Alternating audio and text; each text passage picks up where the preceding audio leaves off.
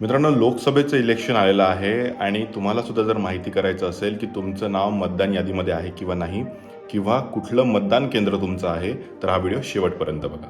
तर मित्रांनो, सिम्पली तुम्हाला search name in voter list हे गुगलवरती टाकायचं आहे. त्यानंतर इलेक्शन कमिशनची जी वेबसाईट आहे तुम्हाला दिसेल.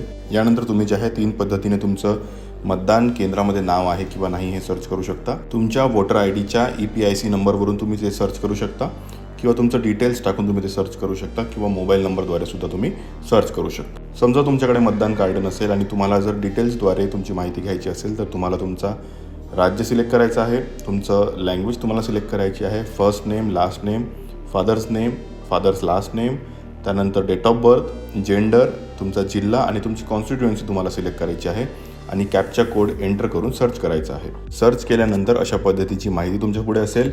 तुमचं पोलिंग स्टेशन कुठलं आहे हे सुद्धा तुम्हाला याच्याद्वारे कळणार आहे. आपल्या अधिकारांना जाणं, सक्षम नागरिक बना आणि लीगल